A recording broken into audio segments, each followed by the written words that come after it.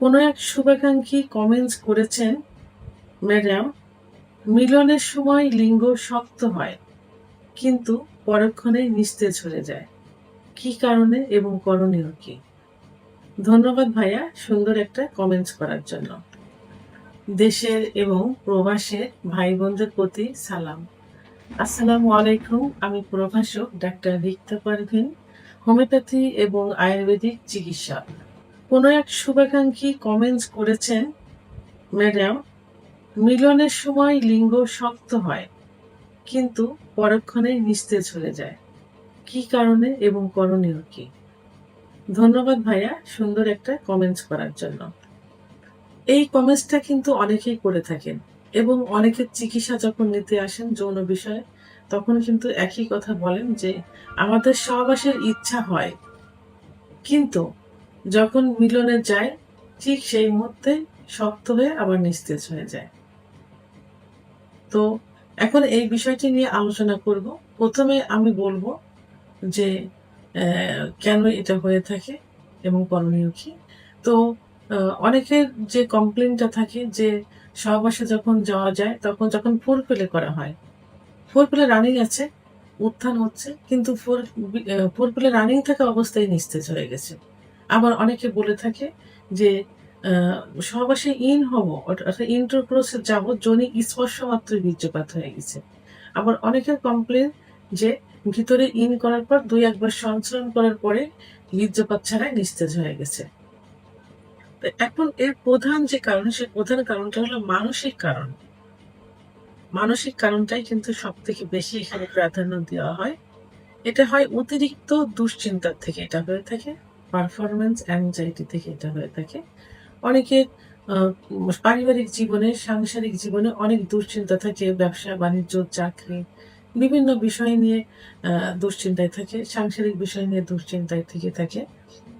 তো এবং মানসিক প্রেশারটা, চাপটা বেশি হয়। যেখানে টেনশন করতে থাকে, ডিপ্রেশনে ভুগতে থাকে।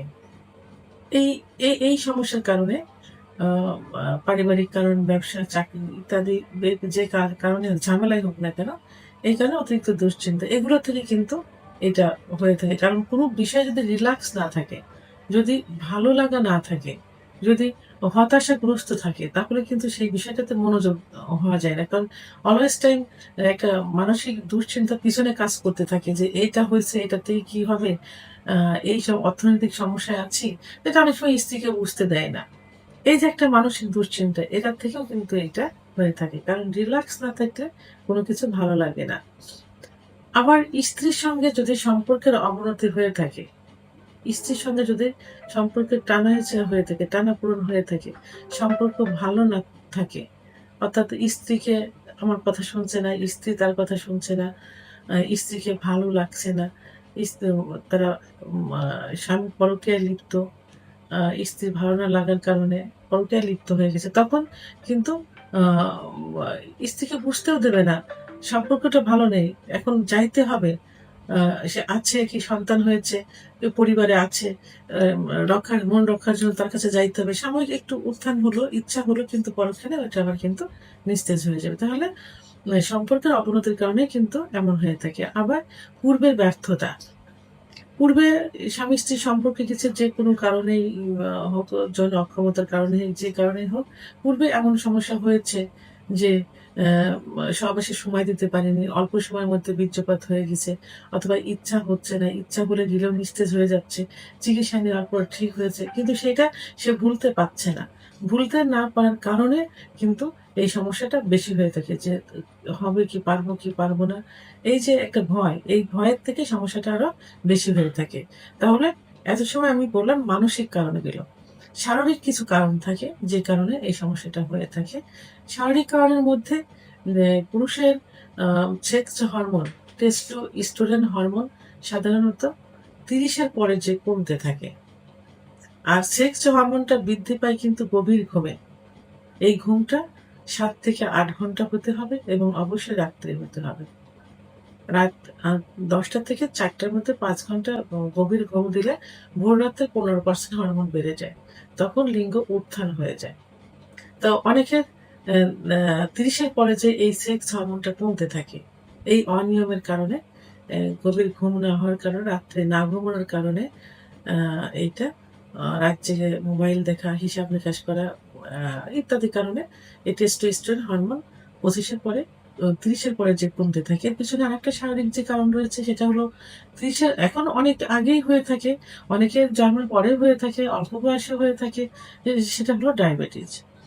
ডায়াবেটিস, উচ্চ রক্তচাপ, হার্টের সমস্যা, কোলেস্টেরল, শারীরিক এই সমস্যাগুলো থাকলে কিন্তু আ এই এ এই সমস্যাটা সহবাসের ইচ্ছা, উত্থান, সময় এগুলো কমতে থাকে।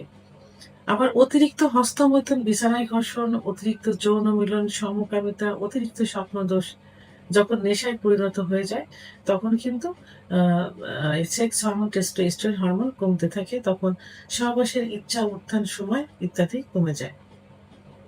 এবং ধূমপান, মদ্যপান, নেশা করা আ এবং অতিরিক্ত ওজন হয়ে যাওয়া ইত্যাদি কারণেও এই সমস্যাটা হতে পারে। এইজন্য আ ধূমপান টেস্টোস্টেরন হরমোনকে কমিয়ে দেয়। ওজন বেড়ে গেলে টেস্টোস্টেরন হরমোন কমে যায়। সহবাসের ইচ্ছা, উত্থান, সময় কমে যায়। চেনার দুর্বলতার কারণে এটা হয়ে থাকে। তো এজন্য কি করতে হবে? অবশ্যই এগুলো আ সমাধান করতে হবে। এগুলো থেকে দূরে থাকতে হবে।